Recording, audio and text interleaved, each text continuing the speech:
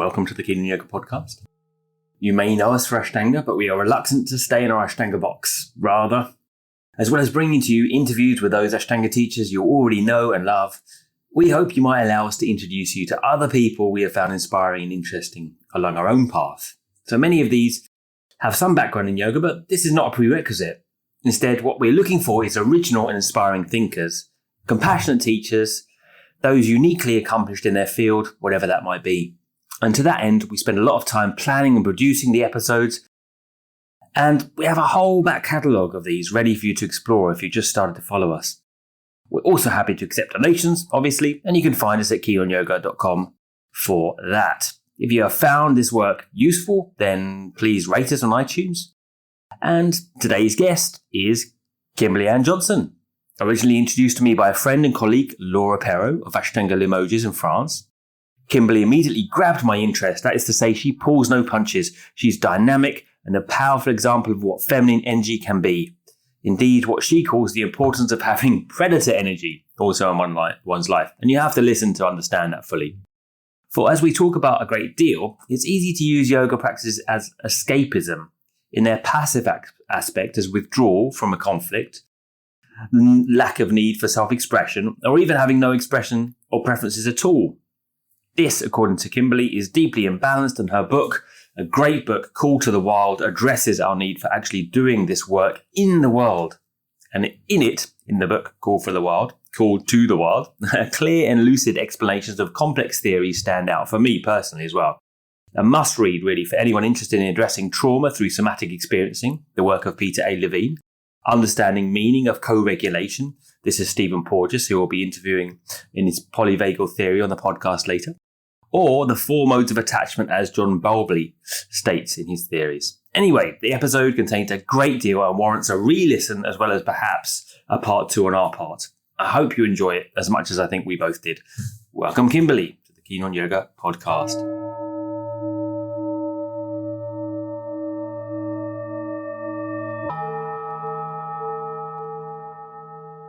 Welcome to the Keen on Yoga podcast, Kimberly Ann Johnson. Is that right? Did I say it right? I don't usually say people's whole names. Good. Excellent. Well, the only reason my middle name is in there is because my name is such a common name that I had to throw my middle name in there. So there's some differentiation. Johnson is common, but Kimberly isn't that common. Not in England anyway. And okay. in Europe, maybe in the States. So you're coming from California today, right?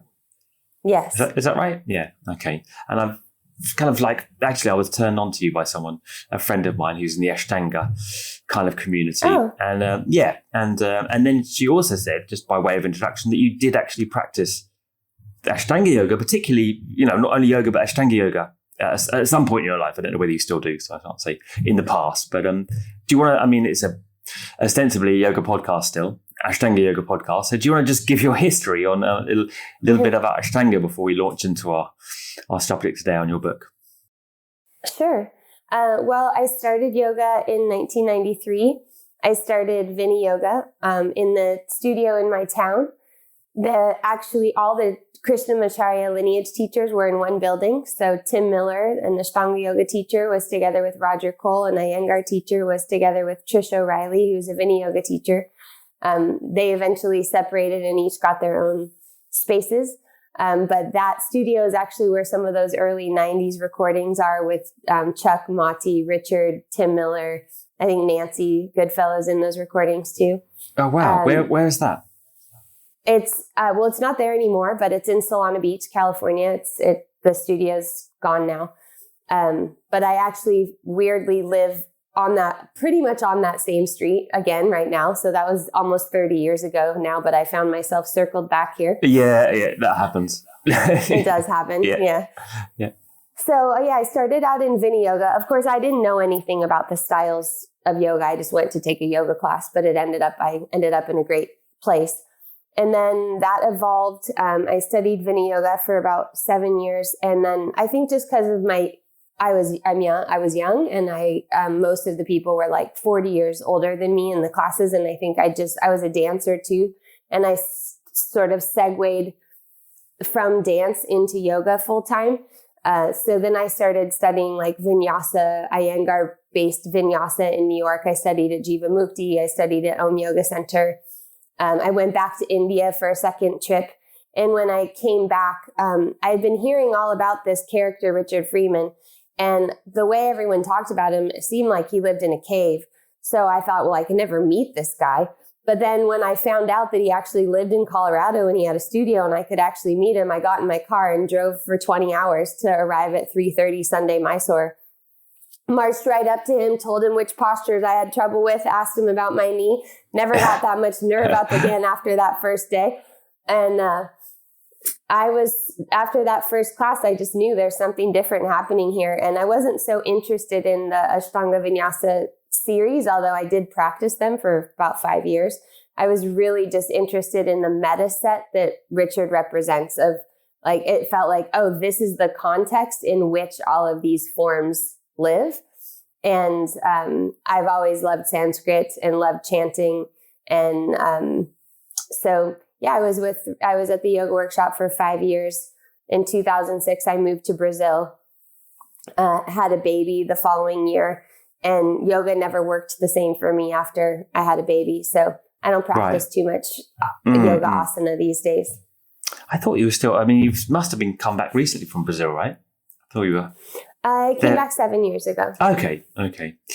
And so simply just the form didn't work simply because you had a baby and you didn't feel like your body was the same, or can you say more about that? I was never into doing series as such. If anyone who's practiced with Richard, there's a lot of leeway for exploration within the series. I'm not really someone who thinks that doing repetitive movements with my body over and over and over again is really that interesting. And I really love creativity. So to me, to repeat the same thing, I'm a Rolfer. So both from a biomechanical perspective and also just from an artistic perspective, I love, and as a teacher, I taught yoga full time for 15 years. Sequencing is like my great love. I love sequencing. And maybe that's because I came from Vini Yoga and I knew how to sequence chanting with posture, with breath, with pranayama within the practice. So I did it because I also feel that there's a lot of value in diving into something. So I've also dove into Advaita Vedanta and had a guru and went fully into that type of systemic philosophy, but not because I really quote unquote, believed it. I didn't realize that that's also really dangerous to do with your mind, I thought I could do it just as an experiment. Well, why do I have to believe anything? I can just go into it because that's how you learn. And I wanted to learn. So, okay, I'll do that.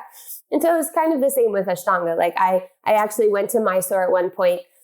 I'd never gone to India for yoga asana. I'd always gone for devotion and meditation, but I bought the whole thing about you're only a real yogi if you do Ashtanga and you're only a real Ashtangi if you go to Mysore. So I did that, and then I got injured, and so I respect the form, and but I also looked at the people that I knew that were doing it and doing the different forms of yoga over 30, 40, 50 years and where their energetic systems were and where their physical bodies were. And I was like, that's not what I'm looking for.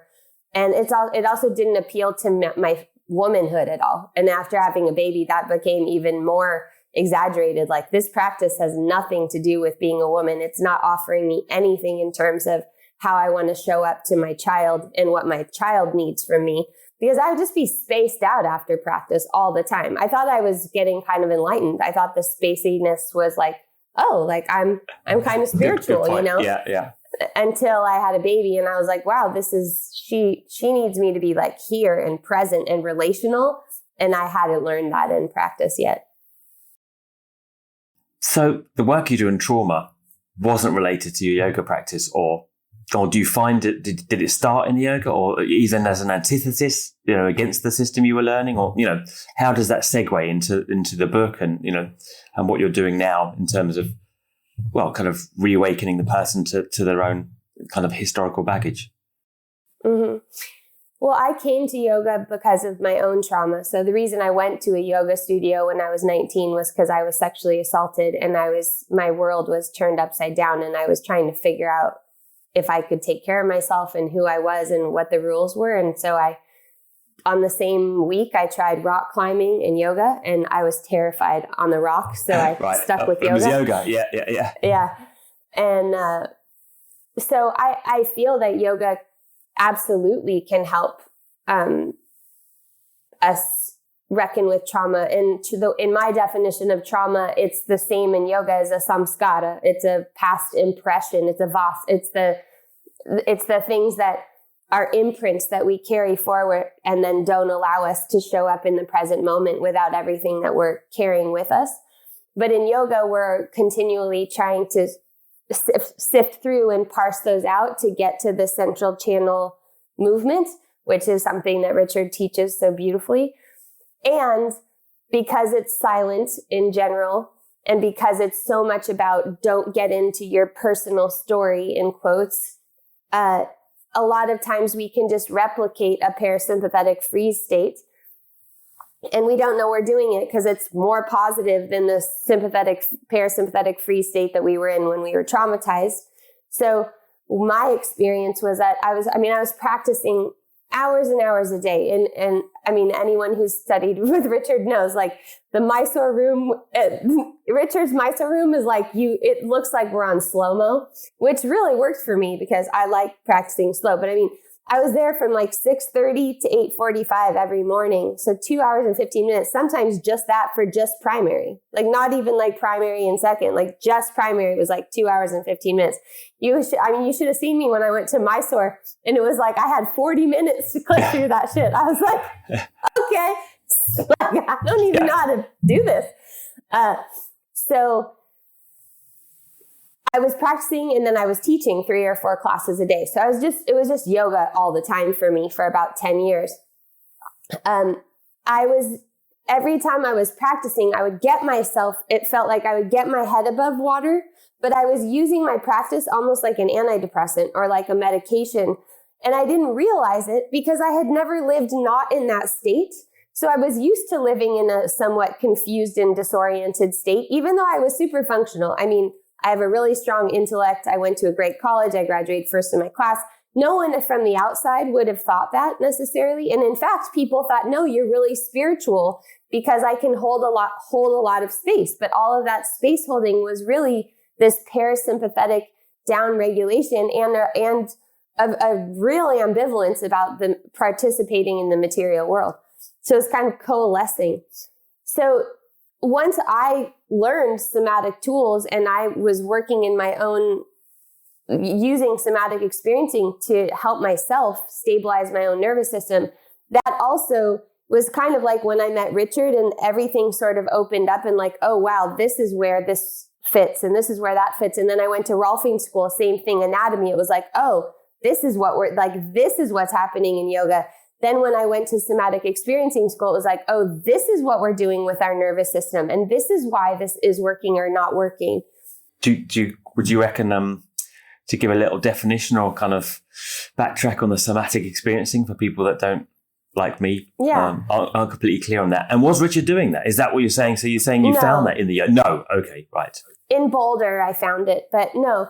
I mean, Richard knows a lot about Dr. Rolf and structural integration because Dr. Rolf lived in Boulder in the 80s. And so a lot of people, he's definitely influenced by Dr. Rolf. Okay, and Peter Levine, I didn't know that. Right. Who's the founder of Somatic Experiencing, was a student of Dr. Rolf. So Peter Levine, he says that he learned a lot of what he knows about body reading from Dr. Rolf because she was a notorious system reader. So Peter Levine, who's the founder of Somatic Experiencing, in the early 70s, he was at Esalen, late 60s, he's at Esalen with Dr. Rolf. Early 70s, he's with Moshe Feldenkrais, with Wilhelm Reich, with, all the Stanislav Grof, all the human potential movement that's happening in Esalen at the time. He's in Berkeley. He's doing a PhD in neurobiology, something like that. And what's happening at the time is these studies about trauma, and there's some psychiatrists that are sending him clients that are like having panic attacks because he was doing hypnotherapy, because Erickson was in Berkeley around that time as well. So a lot of people knew Ericksonian hypnosis. Well, he has this woman come to him. She's been having panic attacks. He says, great, I'm going to like take her into a deep relaxation. He starts taking her into the relaxation and she starts having a panic attack. And he's like, oh shit, I'm making this worse instead of better. And in that moment, he had a shamanic vision of a tiger coming out of the wall. And so he just said to her, there's a tiger coming after you, run. And so she starts running and I think she's laying down or sitting, but her limbs start to move and then she settles and he watches her system start to move and shake and then settle and then move and then settle. And at the end of the session, neither of them kind of knew what happened. He was just sort of following something that arose in the moment, but she never had any panic attacks again. And they thought she was having panic attacks because she was a graduate student and she was really stressed. But they ended up doing a couple more sessions together. And in these other sessions that they did together, she remembered an earlier time in her life, like in like age 5 or 6, where she was under general anesthesia. And one of the things that we know in somatic experiencing and trauma is that the body is recording things that on a different track than the mind. So in general anesthetic, your mind and your brain are anesthetized, but your body is not a lot. And so the body still had a fight or flight response in it. And until that energy is allowed to complete itself, we don't actually heal. And so that flight energy of like, I need to get out of here, like someone's going to cut me open, get me out of here, was still in her body. And it was manifesting in the present moment as a panic attack, which of course there was plenty of mental reasons to be like, yeah, you're doing a master's thesis, that's stressful, da, da, da. But actually it was just her body from an earlier state trying to complete itself. So based on that work and then watching wild animals, so most wild animals don't experience trauma and they experience all kinds of harrowing things. You know, you see lions with scratches on their face and, you know, they go through all kinds of natural disasters just like we do, but they don't tend to experience trauma, which is holdovers from those past experiences. And so over the past almost 50 years, because the only reason I know, I was born in 74 and that's around when Peter's doing this original stuff. That's the field that's been evolving is, well, what does the body register and how is that working? And so in somatic experiencing, we listen, just like in yoga, you're reading the body and you're reading all of these different languages that the body speaks as well, right? The body speaks in sensations, the body speaks in emotions, the body speaks in images, and we're helping to coordinate those experiences so that it becomes like a coherent expression. But as you said, don't you think that oftentimes yoga tends to pacify what needs to be expressed in terms of a kind of, like laying a suppressant or a comfort blanket on the top of something that maybe needs to come out? That yoga is a little, in the way that it's maybe, or we take it as a kind of quietist approach to, to not have to, yeah. And I think that's why for me, why might it not, or how could it not? How could it be practiced that it wouldn't do that? I mean, without kind of getting up and running around the room and shaking and But maybe that could be okay. I mean, running around the room is extreme, but and also like no one ever runs around the room in my sessions, as that's never happened before. But there could be, so I mean, it's very simple actually. If we're in sitting posture and we're, let's say we're Sukhasana, and we start to notice there's some kind of deeper organic movement that's happening. So a movement that's moving us that we're not doing, like our body is moving us, that we allow for that and that we don't hold ourselves still against that. There's oftentimes, there'll be some kind of a rocking that comes in. That's the system's attempt at organizing itself. Instead of being like, the best thing to do is to be still, is like, no, the best thing to do is listen to what's happening. Doesn't that beg the question in the first place, though? Because if we're frozen, I mean, from my own experience, if we're frozen, then you don't really have a connection to your own body. So, I mean, how do you get someone from that point where they can't sense, the sensations of the body, and they're using the say, especially the Ashtanga practice is a perfect formula because you're repeating that groove and you're just like, almost kind of drumming it down into you to awaken the sensations which are actually there, which one is seeking on a daily level to, in many ways, probably repress. Yeah. I mean, I do think it's possible, but my experience was basically that when I would go in the Ashtanga room, at least the ones that I was practicing in, I was really organizing myself in a very specific way. And for instance, I never had hardly any emotions come up. In my daily life, I'm very emotional. In the Ashtanga room, I don't even remember, like maybe once or twice, like crying, but over years and years and years. Most people would resonate with that, I think. Yes. But what happened to me was then I went and had a guru experience, and I got my ego like freaking decimated, and I didn't have a strong ego to begin with. And then it was like I got cracked open and there was nothing I could do. I couldn't even be in the room without crying. And then I recognized, wow, there's this whole set of social rules that are going on in here. Yoga is supposed to be radical. Yoga was something that everyone who was anti-establishment and that's what the sadhus were doing. They were saying, I don't agree with this hierarchical, Brahminical bullshit. I'm going to figure it out myself. Like I can get to God. I don't need to pay you to get to God. I'm going to do that myself. That's what yoga really is. Yoga is like, I am the experiment and I have everything that I need to connect to the divine. And there's nothing that you can hold over me that means that I can't have that access. So then I thought, well, why am I going into a room where there's all these unspoken agreements about like all of these things that make a hierarchy, and that, you know, in the Ashtanga practice is kind of inherently hierarchical. And people, I mean, in Boulder, it really wasn't so much that way. And I wasn't too caught up in it because I didn't care about going farther, quote unquote. Right. But nevertheless, it's so extreme. And the problem with the extremeness of it is that it appeals to this, number one, our puritanical conditioning that says there's something inherently wrong with us and that we're just trying to be better and more pure, that the best thing is to be the purest, which automatically sets up a split between anything that's female, because anything female is going to be dirtier and earthier and, you know, bloodier and all of it. So we've already got that going on. Right. And then also we've got the intensity. So we live in a culture addicted to intensity. Look at what's going on. People are ultra running and going to anywhere across the world to do the newest psychedelic to get irony, the irony of it is that you have more sensation, which actually numbs any sensation, right? It's kind of... Yeah, and you require so much to feel anything, right? Like you require like, oh, well, if I don't do my practice every day, I don't feel okay. And there was something at some point when I saw people in my life that are 60 and 70 years old and they're still freaking doing second series. I'm like, why? Why is that even remotely interesting? Well, because you're using it as a palliative thing. And you're unwilling also to recognize a life cycle, that like we change over a life cycle. But it's hard because if you're so attached to it, that's what your identity is. So what does practice mean for you?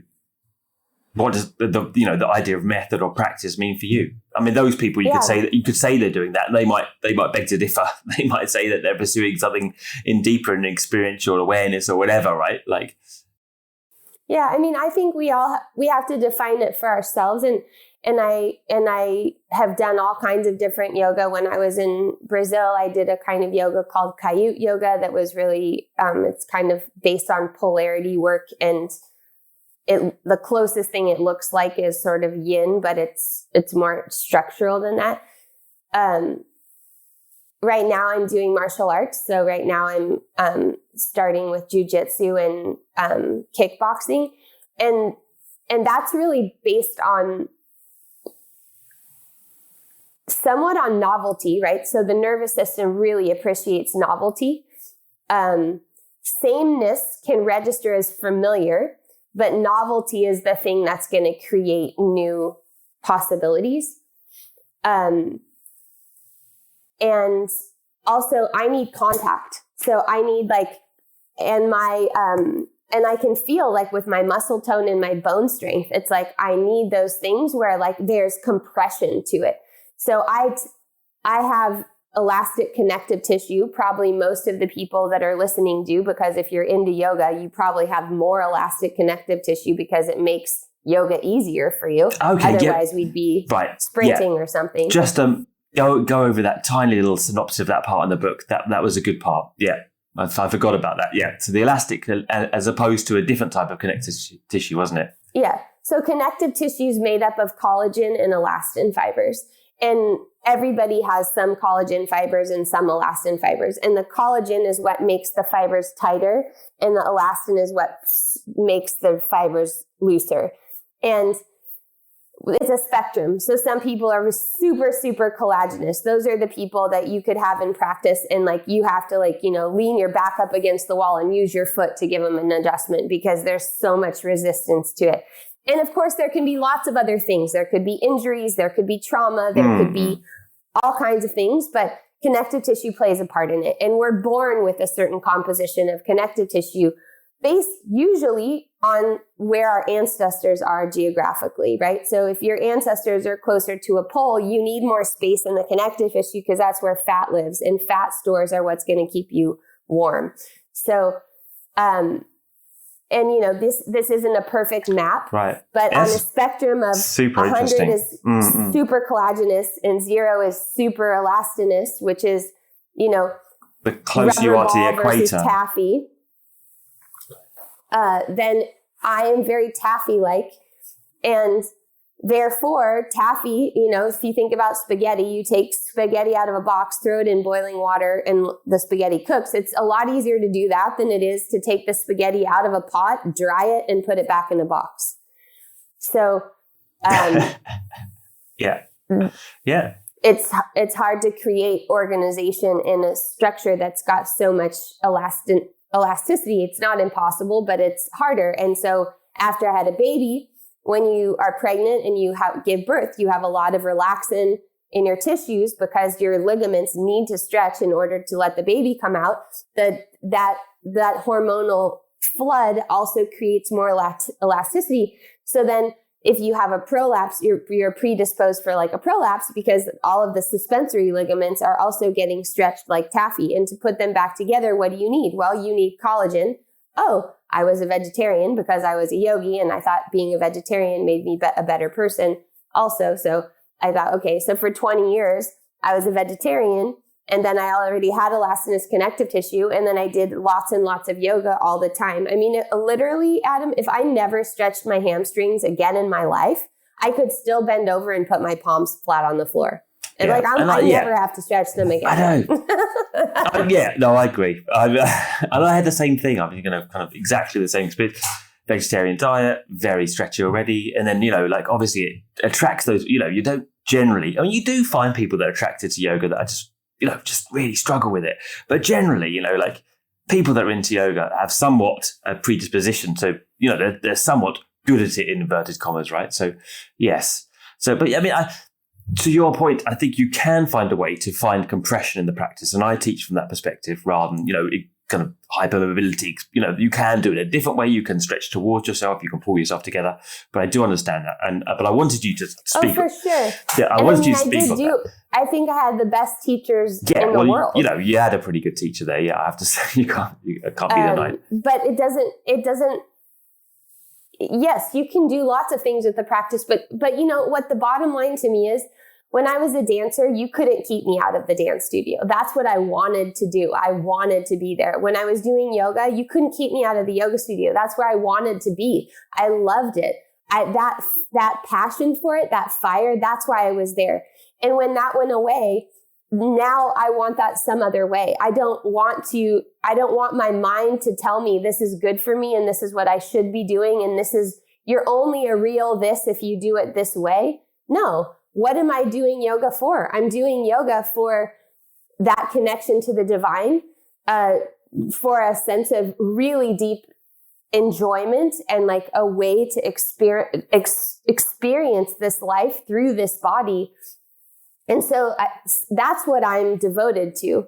And of course, there's it's so layered. But I think that it's important that we know. Go ahead. Yeah, I was going to say your response is familiar to me, and it's it's there in the book, it's on the podcast, and it seems like a lot of your journey is about self-assertion, right? That from a place where I think you say you felt frozen and you didn't know how to deal with the circumstances that happened, and a lot of the kind of what I resonate with now is a kind of it's a quite assertive way of being rather than the kind of yoga way of being, which is can often be framed in the opposite way, right? The fact that you've gone to do the martial arts and Yeah, and I don't want to say that I think there are people who use this practice in a way that works for them and that they genuinely love and they want to go back to. And there's nothing wrong with that. I just notice what health means to me is our capacity to be fully present in every cell of our bodies. And to me, that's what enlightenment means. So for me, that's samadhi. Samadhi is when I go inside, I know where my own cervix is. When I go inside, I can feel the energy lines coursing through my system, through the nadis. And at some point, that the experiment of Ashtanga yoga for me, I went to the place where I thought I wanted to go with it. And my own question became more about what does it mean to be in this world as a woman, and what does a feminine spiritual practice look like? And when I looked back, I love BKS Iyengar. I've been in rooms with him. I love Deskachar. I love the yoga that I learned, and I'm indebted to my teachers. The way that I see the world is framed through the lens of my own practice and my ability to map my own system. And I just was very surprised that after all those years of practice, when I sat in a room with a somatic practitioner and they said, "So what are you noticing?" And when I could tell them what I was noticing, and then they would say, "Well, does that feel good?" And I had no idea, because I had trained myself out of any kind of preferences. And it was almost offensive, the question to me, because I thought, I'm a practitioner. I can handle anything. Of course I can tolerate pain. Yeah, it's uncomfortable, but who cares? Because lots of things are uncomfortable and I don't have a preference, right? Sukha or dukkha, I'm right here in the middle. And so in order for me to heal, which for me meant have access to more of my vitality, more of the time, and to feel like I want to engage in the material world, that I don't want to just endure the material world, but that it's important to me to contribute, and that maybe I'm not better than, I would have never said I'm better than other people because I practice, but I sort of felt like it. Sure. Well, what are all these other people doing? You said loads of things just in that point. What does a feminine spiritual practice look like? How do you, you've said you had this experience of trauma, and evidently you went through yoga, but it didn't really fully do the job, let's say. How did it look like to resolve? Is it as easy as you go through rest, fight or flight, to rest and digest, and then you're out? Is it that polarized? Yeah, there's so many questions coming up for you. Elliot, answer any of the above. Yeah, so I'll go right back to that. Just to finish though, so when I sat with a somatic practitioner and it was so hard for me to notice my sensations, I thought, well, this is weird, because I do all day long, I'm making myself feel all kinds of sensations. But yet when I'm here still and I'm with somebody who's going to reflect or mirror something, I can't do it. That also just revealed a lot to me. And that's really common. Like you were saying, that if you're you can still be in a dissociative place and practice a physical practice. Because most people go, well, somatic, I do yoga or I run or I do this. And it's like, yes, those can be somatic practices, but they're not necessarily. No, just because you're doing it in your body doesn't make it somatic. The body is only a small part of your energy. The third part, well, it's true. I mean, it's understandable. I certainly felt that. Yeah, absolutely. But latterly speaking, having tried it for, to resolve my own traumas for the past 25 years, I can say that you have to do something more than just do Ashtanga yoga. Well, maybe you don't, maybe some people don't, but I do. Also your ambivalence with the material world versus the spiritual world. I mean, how did that shift? So I suppose let's go back, because I don't have a pen and paper. What did I say first? What does the feminine spiritual practice look like? I'm really intrigued by that, and I like that when you're writing. The book is a call to the wild, right? So I suppose it's a kind of riff on Peter Levine's, in a way. I was thinking, the kind of his taming the tiger, but you're actually and a lot of what you speak on in the book is to do with examples of particularly women that have come to you and getting them to actually voice and stand up for themselves rather than, accept, rather than, the idea of sukha dukkha, that actually they need to, be volatile at points. They need to tell the cyclist crossing the bridge without that one with the woman's crossing the bridge and everything that yoga. So here's an interesting observation that came to me yesterday. I was thinking about Kichari Mudra, right? The one where you start to cut the frenulum and bring your tongue up behind your palate, right? So if you're listening, it's in the text that you bring your tongue and you place it way behind your soft palate, and you can do it without cutting your frenulum.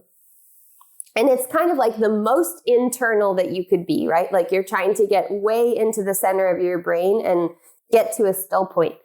And I thought, wow, that's like the exact opposite of what most women or people who don't have power need to be doing in the culture, because we're already trained to do that. We're already trained to be quiet. We're already trained to not, to tolerate, to be kind, to be nice. All these spiritual teachings that are like, Vitarka Bhavana, Pratipaksha Bhavana, take the position of the other person, walk a mile in another person's shoes. That's how we're conditioned as females. And what's happening when we experience trauma is usually that we couldn't say what we needed to say. We couldn't make the movements we needed to make. We were overpowered, so we couldn't push somebody off of us, or we're overpowered by a doctor and we have a hard time telling them that we don't agree with what they're saying. And so we need to practice the wrathful deities, sticking your tongue out, the exact opposite of Kichari Mudra, right? The opposite end of the chain where the tongue is like all the way out of the mouth. And so all of the practices that I learned in yoga were about containment, slowing down, and down regulation. It was about slowing your valve system down. And my work in the Call of the Wild and the Jaguar work that I do with women is about accelerating the valve system, accelerating even breath patterns in order to be able to handle more activation and eventually restore the self-protective mechanisms, the self-protective gestures that we all have, everybody has, but they've just become dormant because of conditioning, socialization, traumas, and sometimes spiritual practice, because the spiritual practice is pushing something farther down rather than letting it come to the surface. Yeah, I mean, I think the yoga practices, when they were adopted in the mainstream cultures, first of all in India, were obviously used for the auspices of society, which never wants the individual to express themselves in the kind of radical way, right? So, inevitably that side of the idea of this, this equanimity and this quietism was accentuated. But as you say, the sadhus don't act like that, in India, right? And, and they're definitely a whole bunch of pretty kind of out there, wrathful kind of, practices and deities and, and tantra, all the right hand tantra stuff, but, definitely as yoga has been, subsumed in the West or, outside India, let's say, it's this again, just as we had in with Christianity, this quietist idea of, yes, you want to put yourself in the other practice compassion in the face of, getting fucked over, and all this stuff, is kind of what I really liked about your book. Is like I was going to say before, talking to the girl who should have shouted at the motor, the motor car that was, pushing her off the bridge when she was cycling over, and she didn't, or the person that was kind of almost mugged at gunpoint and didn't do anything, who could have had a different reaction, and yeah, I mean, that really resonated with me. I mean, but how do you tutor that in someone without getting to the obvious polarity, I suppose, was my next question, that they just go through a reaction and then they're kind of unlocked again, and could it tip to the other side? Because I think a lot of people have the feeling that if I open the Pandora's box, all hell will be let loose. And I think my mother, to be one, if you're listening, Mum, and I won't be able to contain my anger, having suppressed it so much. Yeah, it's a great question, and it's definitely what people are worried about. We're worried that, like, if we finally look at the thing that we've think is the problem, that it will overtake us and we might not survive it. Or if we finally allow for an impulse, that impulse will, we'll never be able to turn it off again. And the way that this somatic experiencing work, I'm also a sexological body worker, which informs my work in the Call of the Wild, but it's called titration, which means a little bit at a time. If you are an Ashtangi and you're listening, the way we titrate Ashtanga is that it's traditionally Mysore and people get one pose at a time, right? So you're building on something. You're not just doing the whole thing all at once. You get a pose, you do that for a little bit till your system adapts to that, till your nervous system understands it, and then you add something else on. So it's not, I would say that it's a simple process, but it's not an easy process. It operates on simple principles that I hope that in the book, The Call of the Wild, I gave, I consider myself to be a messenger of complex ideas and making them practical so that, like, we don't have to understand all of polyvagal theory. We can understand the parts of it that apply to daily life. Yeah, and you really do. Yeah. And polyvagal theory is very complicated if you're listening. So definitely read Kimberly's book. It does simplify it. But it doesn't have to be. And it doesn't have to be in terms of what's useful. But you asked me earlier about if it's as simple as going from fight or flight to rest and digest. Yes, the people now are reacting to this idea that it's not that simple, it's not a polarity, as Stephen Porges is saying. No.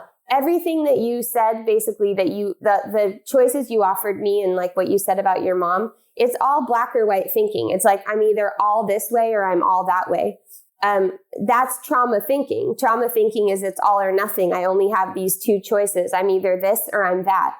And what we're trying to do is open the palette of expression. So for instance, if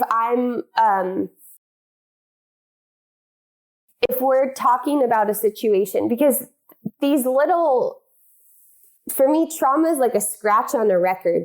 And these little scratches both happen all the time and we're carrying forward with us. So it doesn't have to be such a big thing that we think of as like a car accident, although that could be something.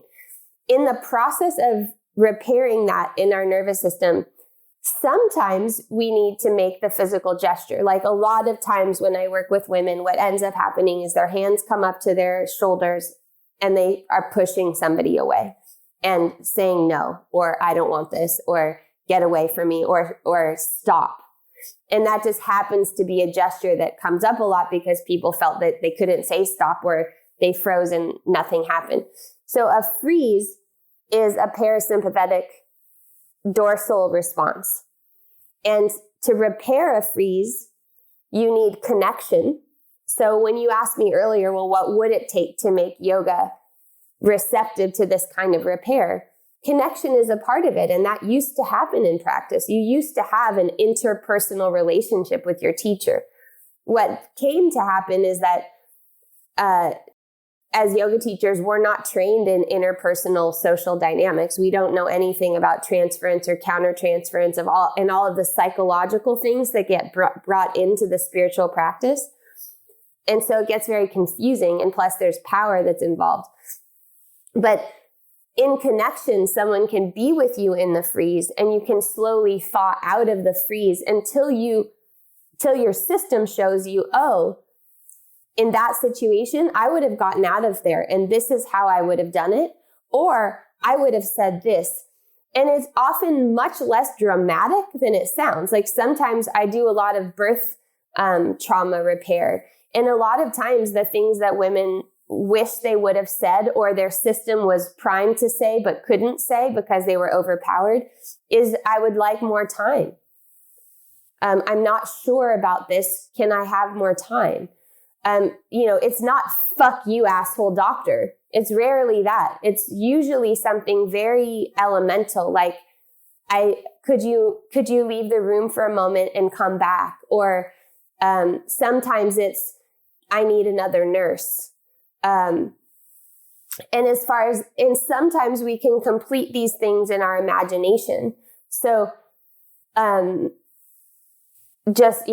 sure people listening know about mirror neurons and know about how a lot of times, we can do full yoga practices imagining them and have the benefits of them in the rest of the system when our mind is really focused, right? So we can also, when we're in the right level of our nervous system, we can complete some of these in our imagination. Some of them need to actually happen. And so I've worked, in my book, I tell the story of the person who gave me the jaguar image and why I came to understand that predator energy is so important in trauma repair.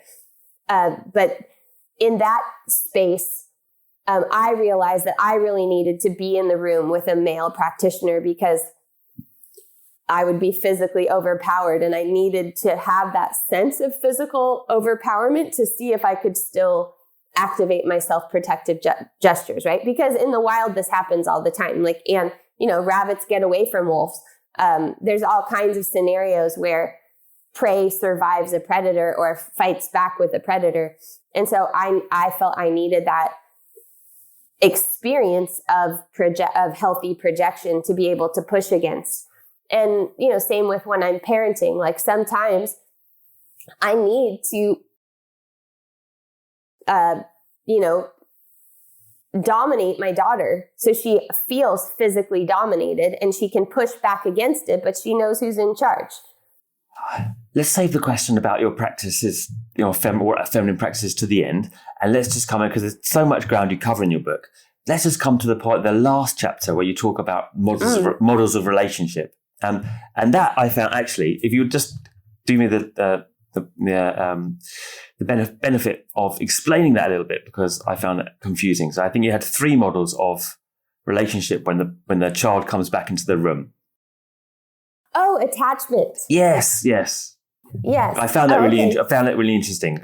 Also in relationships, thinking about relationship to the teacher, and being allowed the space around relationship or interpersonal relationships. And as you pointed out, interpersonal relationships don't really happen in Ashtanga, right? At all, because you've got to be quiet, you've got to be on your mat, you can't walk around generally. Well, some people do, but it's not really the thing to do, right? And in every natural, let's say indigenous society, I don't think they would have ever had such a linear kind of devoid of practice of social contact, right?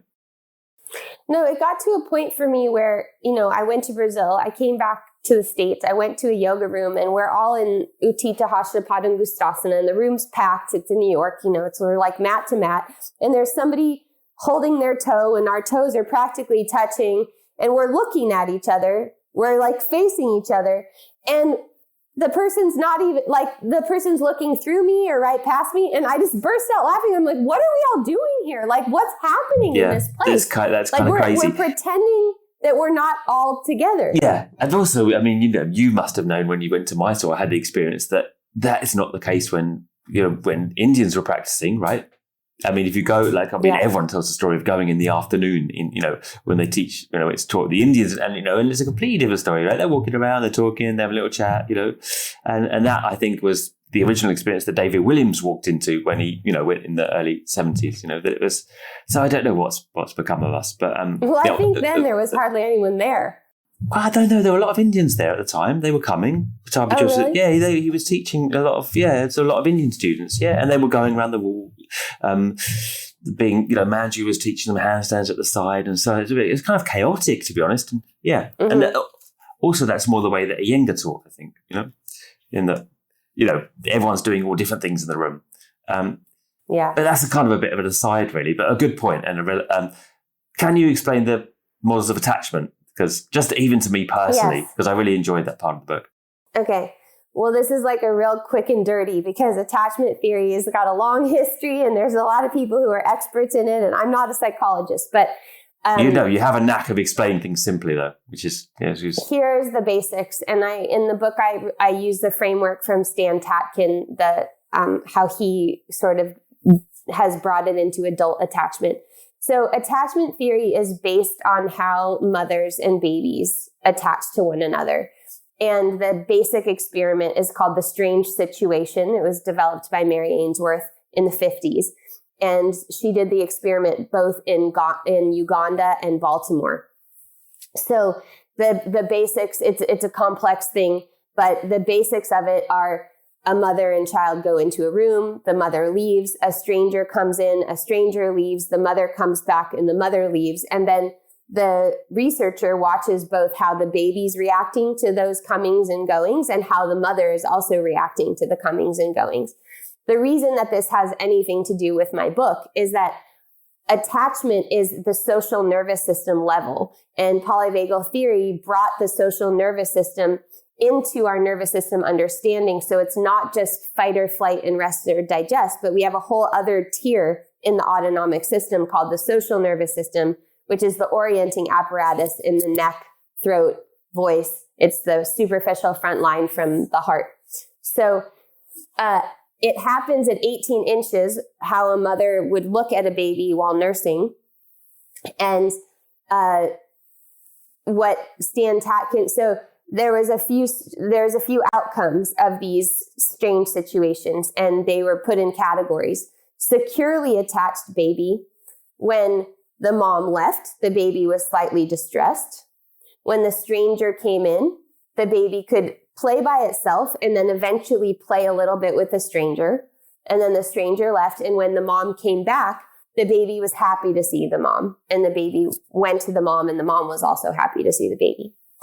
There was another type of baby that was extremely distressed when the mom came, that never really did well with this stranger and was distressed when the mom came back, but was like, barnacling on the mom, like, oh my God, like, thank God you're back type of thing.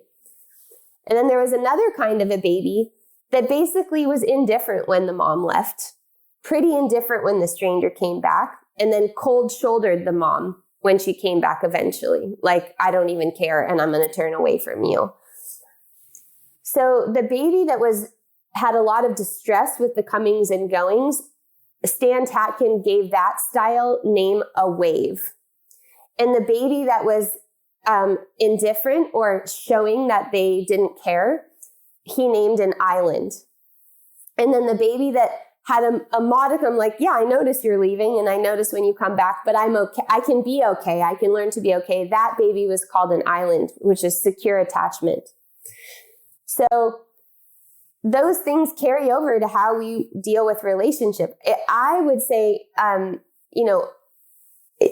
so securely attached people in adulthood, they're the people that they're usually not on the dating market because they have securely attached relationships and they can tolerate a lot of comings and goings without feeling there's going to be a relationship rupture. And what are they called? They're not called the island. Yeah, no, they're the... Two are called the island right now. One, we've got the wave, the islands. I do remember this, coming back now. The wave, the island, but there's a third one, which is the securely attached, and they're not the island. Yeah. They're the rock. The anchor. The anchor, right, okay, so similar. Right, okay. So they're the anchor. Yeah. And then you've got the island, and then you've got the wave. Yeah. Right. And that's really interesting stuff. And they always, I think everybody just think, oh, what am I then? Where do I... Well, it's usually pretty obvious. Is it? Oh, I thought could it be a mix? It can be a mix over our lifetime, but in general, it's pretty down the line. So if you have a fear of abandonment, you're usually a wave. Like, for instance, if you send a text and then you panic when you don't get a text back, or the more that someone distances from you, the closer you get, and the more you seek after it. So it's kind of like the bigger the wave gets, the farther the island goes. Right. Yeah. And I think also the wave and the island often find themselves together in a relationship, don't they? 100. And so do collagenous connective tissue and elastinous connective tissue. Interesting. And so do people who tend to be sympathetically dominant tend to pair with parasympathetically dominant because it's, somebody's expressing that thing that's hard for us to express. But the wave and island thing, that's fantastic. A big clue because it's, unless an island is interested in working on relationship and knows that they want relationship, it's a heartbreak situation for a wave, because islands and also how they behave sexually. So like a wave is likely to have sex really soon in a relationship to create bonding, to try to hope that that person's not going to go. But an island can have sex and not be very emotionally attached in having sex. And so when that happens, you're likely to end up in a situation where one person is thinking that there's something that's more serious going on, and the other person is like ready to get out. And, I think in Ashtanga yoga, you find a lot of avoidant types because it's all about self everything, right? Like I can become enlightened all on my own. And like the more restrictive I am, the better that I am. I got to go to bed early and I've got to eat all these special things and I can't eat this because then Marichasana D is hard tomorrow. It's like so easy get out of jail card, isn't it? For actually kind of like, and all Stephen Paul just talks about is kind of co-regulation, right? Like finally, to do any kind of work of reconcilement, self-reconcilement, you've got to kind of reconcile amongst others, right? You kind of locate your place and context within the society which we can't avoid but live, right? We've never been anything other than the social animals. So important thing is that people, because like I'm a wave and I was, we always hope that we wouldn't pass on our crap to our kids, right? That's part of why we're practicing. But yeah, my daughter's a wave too. And but whatever we are, it's not like anything. It's not like a sentence. So there's other aspects to each of the types. Like waves tend to be artists, tend to be creatives, tend to be poets, musicians, and also healers. Islands tend to be, we really love their self-possession and their independence and their self-referential stuff. And we can all become securely attached, and we can practice secure attachment. Secure attachment has to do with comings and goings. So we can practice it in real time. How we enter a room. Do we greet people when we enter? Do we make eye contact? Including those that are closest to us. Have we become so habituated that we don't look up from our phone when our partner comes in the room? The simple thing of acknowledging someone in the comings and goings, that's repairing secure attachment. It goes a long way.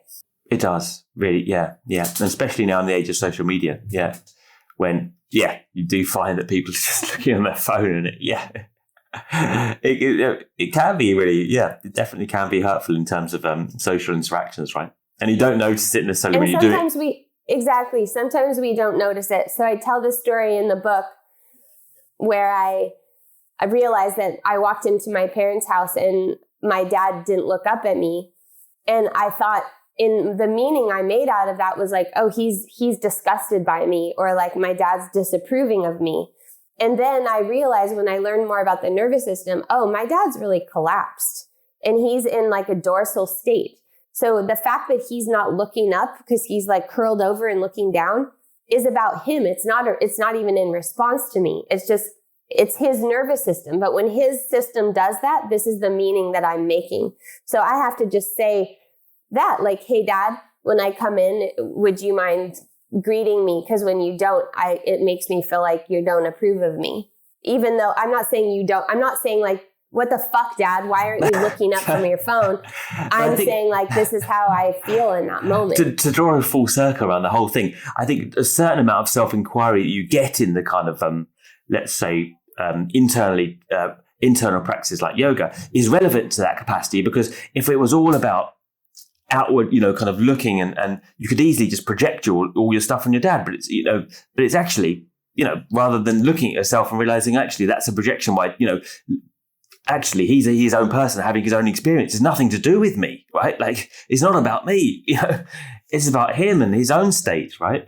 And I think so, I often, play devil's advocate with the yoga thing and, having taught it for 25 years, whether it's, whether it's helpful or not ultimately, but I think, the level of self-awareness you can potentially grasp is very relevant in situations like that, where it could all be simply a projection of, well, he's disgusted at me. Well, actually, it's nothing to do with you. Like, get yourself out, probably, get yourself out of the picture and have compassion to the person that's in front of you, as well. Yeah. And I think what we're talking about is very layered and nuanced, and there's a lot of coexisting truths, or as Richard would call them, contradictory opposites. Is like at the same time that we say, oh, that person that's them, that's not me. We're also talking about co-regulation, which is all about like, there's something between us also. So of course, the way the other person is responding is going to have something to do with me.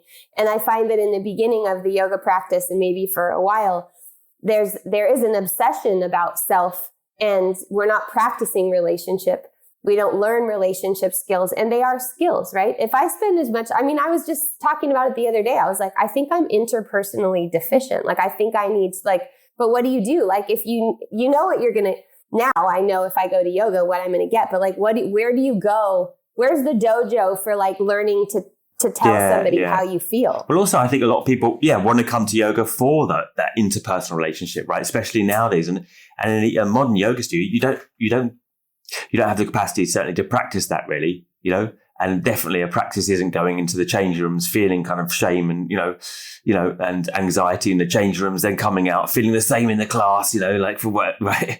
And you're all on your mats. Mm-hmm. And then, like the teacher's this hierarchy at the front, and the kind of co-regulation isn't happening in the yoga room, is it? Which is a whole nother podcast. I think just like with Liz Cook, who I know you talked to, I will have to do a part 2 because you've got so much stuff that is very interesting to say, and and we haven't really done it justice for the scope of this podcast. But read the book, everyone. It's a wonderful book called To the Wild, and we will link you to it on the podcast. Can you just say, to wrap it up, what does a feminine spiritual practice look like for you? What do you do now as a practice? Well, it's not one thing. It's responsive, and I think on our next podcast, we could also talk about just disillusionment. I think I've gone through quite a bit of disillusionment. And so, I'm circling back to what that means. A feminine spirituality means that spirituality is everywhere. So in some ways, I guess you could categorize it more as like a tantric worldview. Not that, when I studied Ashtanga, so it's not gender specific. Is it gender specific or not?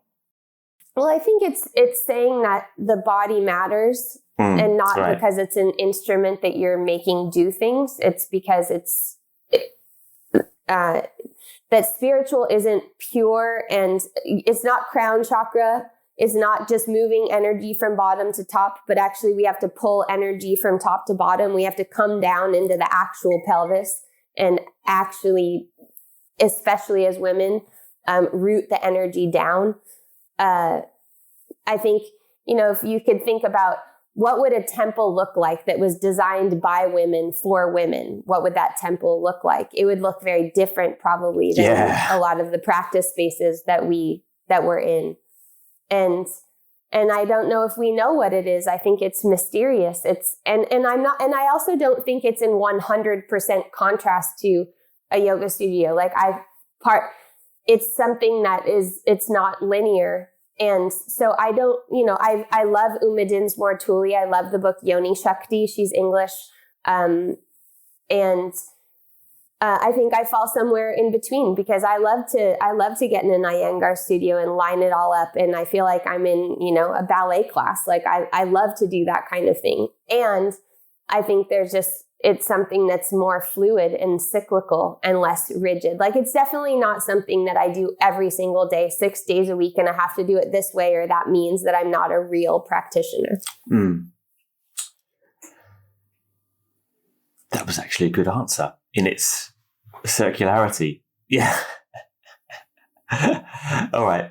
Well, we've done an hour. Look, give me just to round out. We'll do another one. We have to do another one. I'll talk to you afterwards, and maybe you'll agree or you won't. But it comes to see. But just give for the listeners, readers, whatever they are. Just give some little history about you. What's an inspiration? Do you have? I often ask this question. Give me an inspiration, something that inspires you. It could be a person, a place, and give me a pleasure. I'm not going to say guilty pleasure. Just give me something you like. Yeah. Just personal facts. Well, I'm a huge lover of Brazil. So for me, when I went to India, I found a quality of devotion that I'd never felt anywhere. And then when I went to Brazil, I could not believe how much devotion I felt, but also an acceptance of the body, and especially being in a female body. So I love Brazilian music. I listen to MPB, which is like Brazilian popular music. I wrote my book listening to Brazilian music. So that's very inspiring to me, the poetry of the music, the way that musicians are regarded and revered in Brazil as like true sort of prophets is so inspiring.